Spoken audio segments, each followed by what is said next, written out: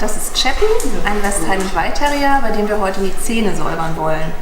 Vorher wird einmal sein Herz-Kreislauf-System überprüft. Dafür schaue ich mir das Zahnfleisch einmal an und horche sein Herz ab.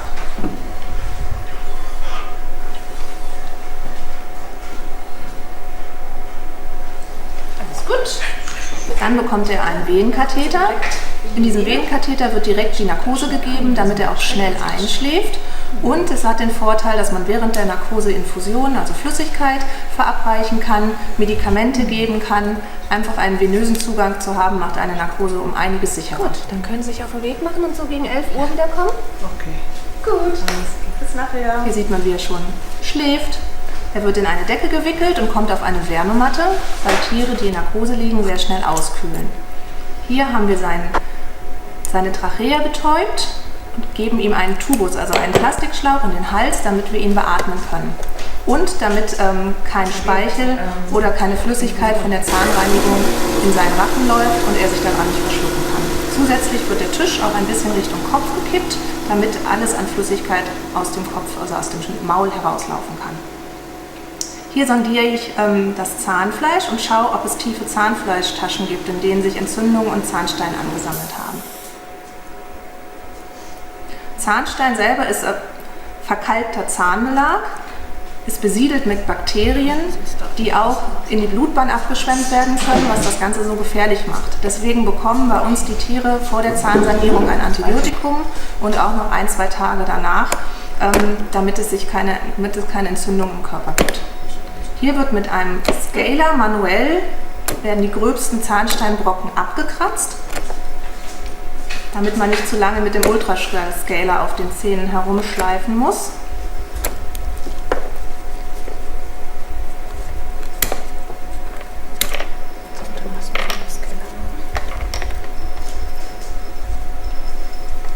Denn man sollte mit dem Ultraschallscaler maximal 20 Sekunden auf jedem Zahn verweilen. Jana hat ihm jetzt nebenher eine Infusion gelegt, um den Kreislauf und den Blutdruck zu stabilisieren. Das ist jetzt der Ultraschallscaler. Damit reinigt man die restlichen Zahnsteinspuren, die noch auf dem Zahn geblieben sind, und vor allen Dingen geht man damit auch unter die Zahnfleischtaschen.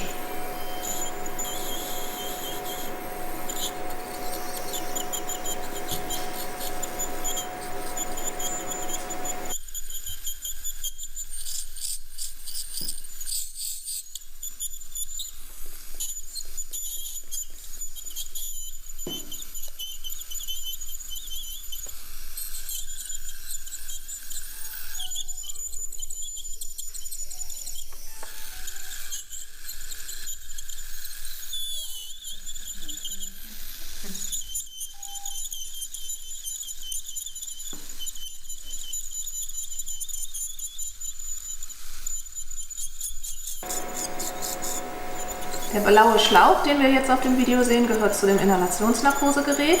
Das heißt, Chappie wird jetzt über die Inhalationsnarkose weitergefahren. Das heißt, er bekommt ein Gas, was man individuell steuern kann. Generell ist es so, bei einer normalen Zahnsteinentfernung braucht man keine besonders tiefe Narkose. Das heißt, das Tier atmet weiter spontan. Aber tolerieren ohne Narkose würde auch nicht funktionieren. Alleine das Geräusch des Scalers ist eigentlich für die Tiere nicht tolerierbar.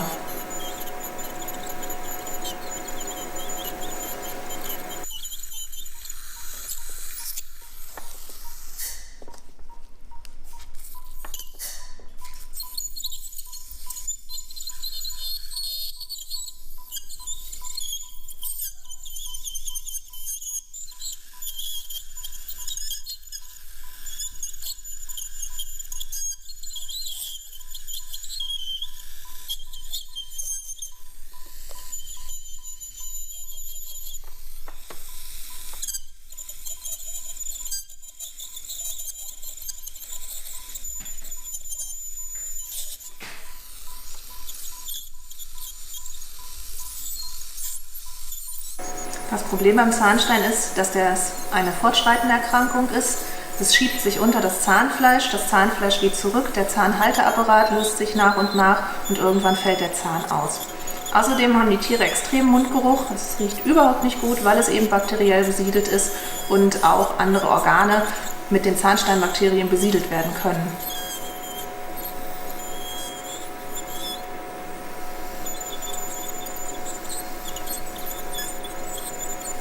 Auch die Rückseite darf nicht vergessen werden, da sitzt auch häufig Zahnstein.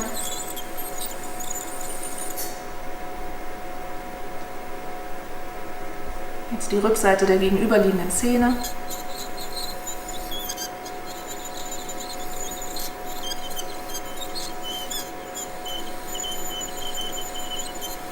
Ob ein Hund Zahnstein entwickelt, ist ganz individuell. Generell ist es so, dass kleinere Hunderassen häufig dazu neigen, öfter hochgradig Zahnstein zu entwickeln. Da ist es oft schon nötig, wirklich einmal im Jahr eine Zahnreinigung durchzuführen. Größere Hunde braucht man manchmal nur ein- oder zweimal. Mein Glück hat sogar gar nicht, die Zähne zu reinigen. Hat viel mit der Speichelzusammensetzung zu tun, aber auch mit der Fütterung. Das Effektivste, was man als Prophylaxe machen kann, ist tatsächlich dem Hund die Zähne zu putzen und am besten auch täglich. Alles, was weniger ist als alle 2 Tage, kann man sich eigentlich auch schenken. Also Zähne sollten geputzt werden. Es gibt spezielle Hundezahnbürsten, mittlerweile sogar Ultraschallzahnbürsten, die Emipet. Und bestimmte Zahncreme für Hunde. Man sollte nicht unsere nehmen, erstmal schmeckt die denen überhaupt nicht und sie muss auch dafür geeignet sein, dass die Tiere sie abschlucken können.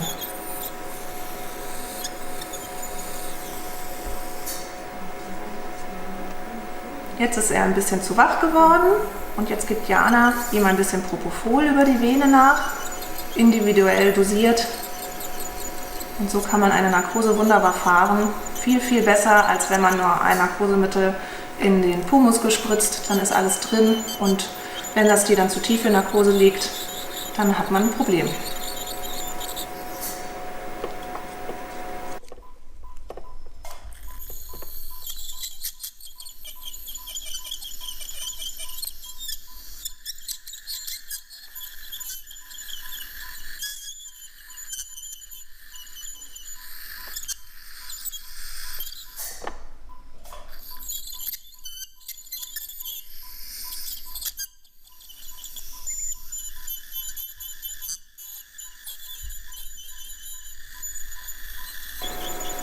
Während der Narkose wird auch regelmäßig Fieber gemessen, um zu schauen, dass das Tier seine Körpertemperatur vernünftig reguliert und nicht auskühlt.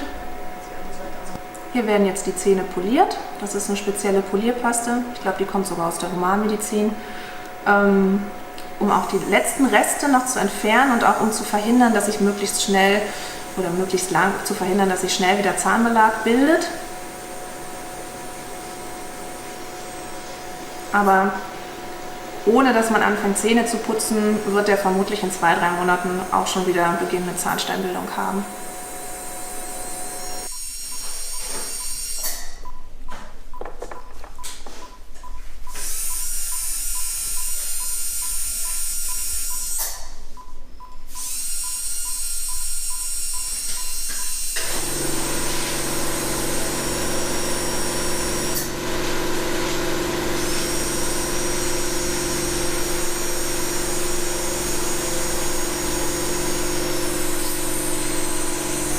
Wir selber tragen natürlich Handschuhe und auch unbedingt Mundschutz, denn durch diese Aerosole, die durch die Luft fliegen, da sind auch Bakterien drin und wir wollen uns ja auch nicht infizieren.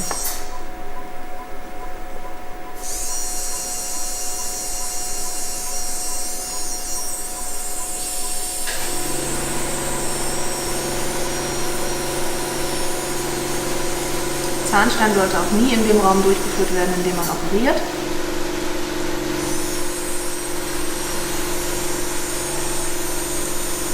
Es ist einfach unhygienisch, es sind Bakterien mit im Spiel und operiert werden sollte in einem separaten Raum.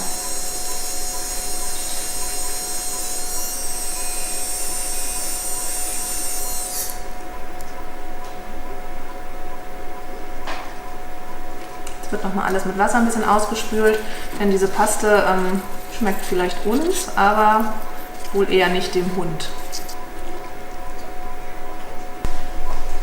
Das ist jetzt das Inhalationsnarkosegerät, da sieht man schön, wie er selber sich das Gas einatmet. Das ist ein Pulsoximeter, dabei wird die Sauerstoffsättigung im Blut gemessen und auch die Herzfrequenz. Jetzt ist die andere Seite dran. Da sieht man, wie der Tropf läuft. Hier wieder das gleiche, die groben Brocken werden mit dem Scaler abgekratzt.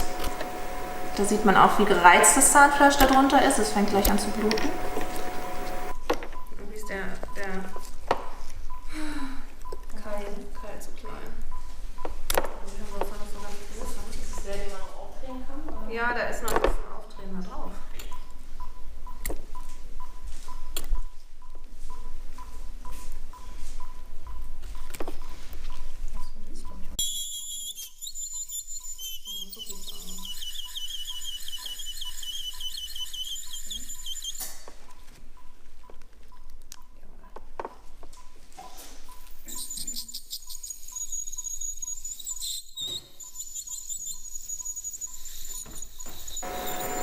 Chappie hat hier Glück. Häufig ist es auch so, dass gerade bei den kleinen Hunderassen auch die Incisivi, also die Schneidezähne, gezogen werden müssen, weil sie durch den massiven Zahnsteinbefall schon gelockert sind und man sie richtig hin und her drehen kann.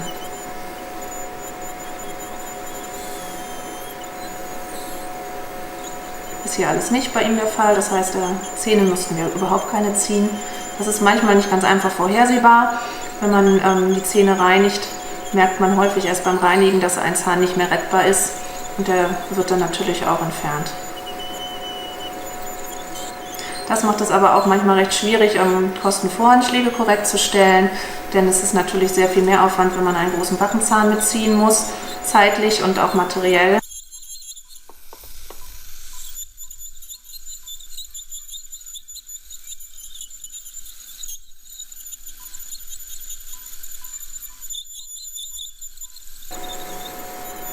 Generell kostet so eine normale Zahnreinigung wie bei Chappie zwischen 150 und 180, maximal 200 Euro. Ein Großteil dabei ist eben auch die aufwendige Narkose.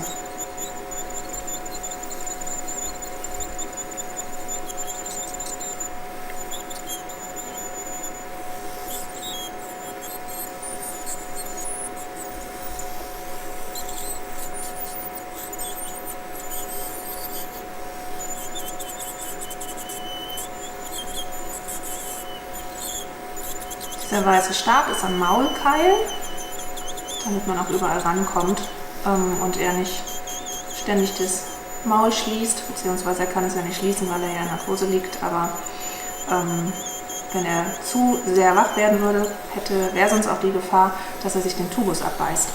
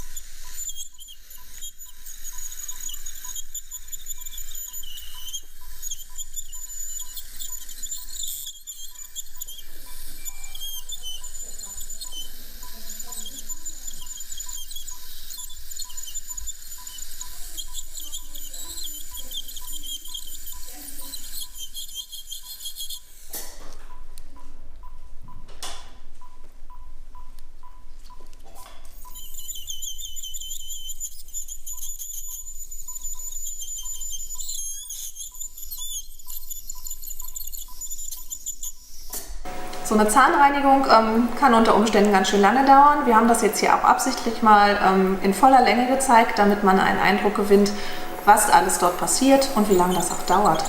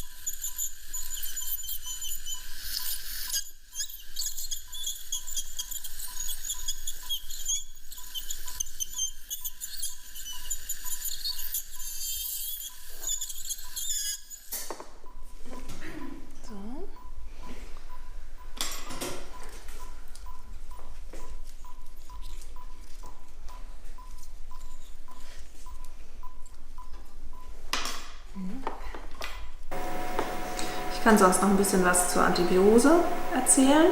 Die haben Studien gemacht, dass sie in bestimmten Abständen Blut genommen haben von den Hunden und Bakterienkulturen angelegt haben. Und die Bakterienanzahl ist sehr, sehr stark angestiegen im Laufe einer Zahnsanierung. Deswegen machen wir es auch sehr gerne, dass wir denen eben vorher ein Antibiotikum geben. Ich war auch mal auf einer Fortbildung bei dem Professor Friedrich Rös. Der hat auch gesagt, es wäre sogar ein Kunstfehler, es vorher nicht zu tun. Andere sehen das wahrscheinlich ein bisschen anders, je nachdem, welchen Tierzahnmediziner man da fragt. Aber generell gehen wir da lieber auf Nummer sicher.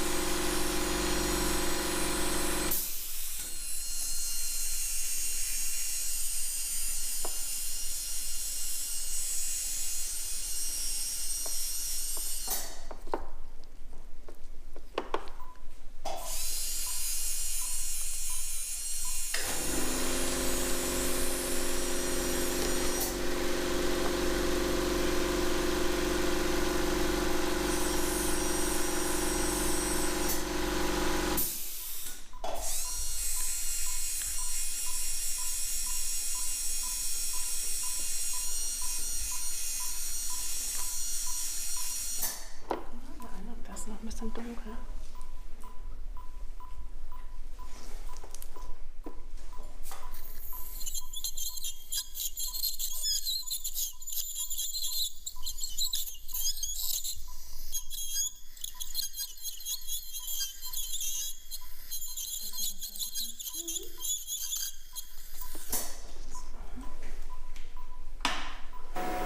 Jetzt wird wieder alles ausgespült.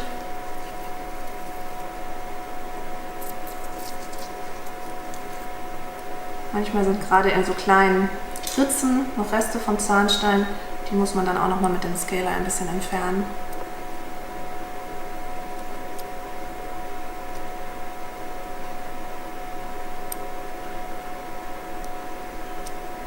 Generell haben Hunde sehr selten Karies, aber beim Hund gibt es das auch, aber selten.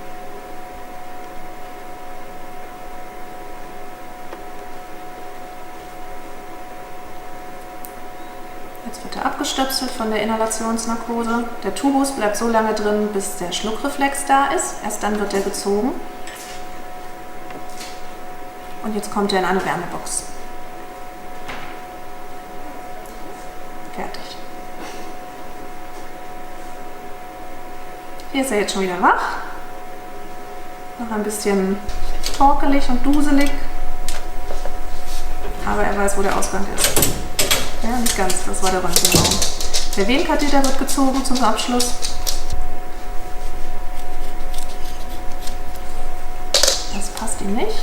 Da musst du ihn auch ein bisschen besser festhalten. Klasse! Und dann darf er zu seinem Frauchen. Wichtig ist, so einen Hund nach der Narkose nicht unbedingt frei laufen zu lassen. Der sollte den ganzen Tag noch an der Leine sein. Fressen und trinken dürfen meistens 2-3 Stunden später. Kann man sich schon mal ein bisschen was anbieten. Ich würde ihnen eine kleine Menge Futter anbieten. Wenn die das innerhalb von 30 Minuten nicht wieder brechen, dürfen sie essen. Das hier ist ein klinisch gesundes Gebiss. Keine Zahnbelege. Die Zähne sitzen schön fest im Zahnfleisch und das Zahnfleisch ist auch nicht zurückgebildet.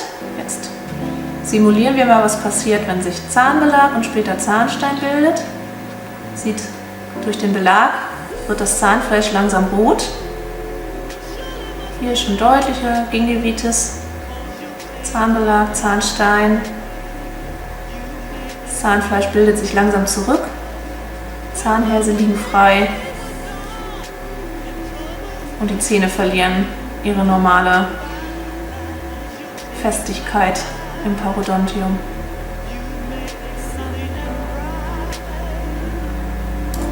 Wir können das jetzt auch nochmal drehen. Das ist schon ein ziemlich schlimmes Gebiss und diese Zähne, die müssen auch raus.